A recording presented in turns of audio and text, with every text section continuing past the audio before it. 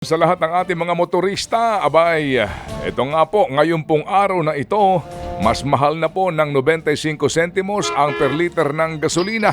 Habang may patong ho naman na 65 centavos per liter ang diesel at 35 sentimos sa kerosene. Ito ay katlong sunod na linggo na nagkaroon po ng dagdag singil sa gasolina.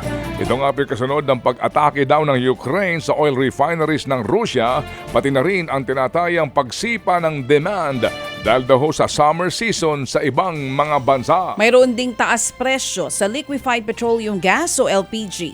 55 centavos ang dagdag sa kada kilo ng LPG. Katumbas yan ng higit 6 na pisong dagdag sa bawat 11 kilogram na tangke. Bunsod pa rin daw yan ang tumitinding tensyon sa Middle East. Samantala po, nakapasok na po ang Pilipinas sa world's top 10 economies na most dependent on coal-fired power. Ikapito ang Pilipinas sa listahan ng energy think tank na Ember. Naungusan po ng Pilipinas ang Indonesia, China.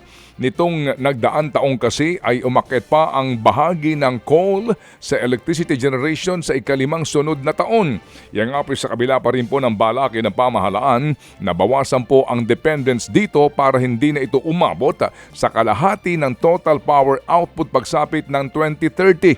Sabi po ng Ember na pag-iiwanan na po ang Pilipinas at Indonesia sa rehiyon pagdating sa pagpapalago ng solar at wind power.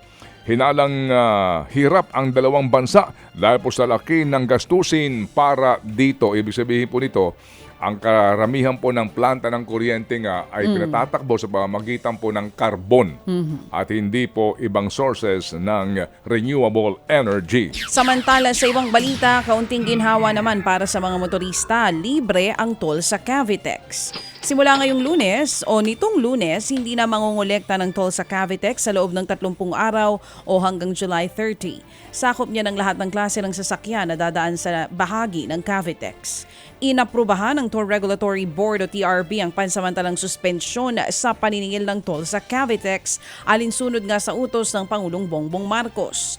Naunang nanawagan ng Pangulo na magpatupad ng toll holiday bilang tulong sa mga motorista sa gitna pa rin ng sumisirit na presyo ng produktong petrolyo. Ted Filon at DJ Chacha ngayon nasa Radyo 5 92.3 News FM Monday to Friday 6 to 10 a.m.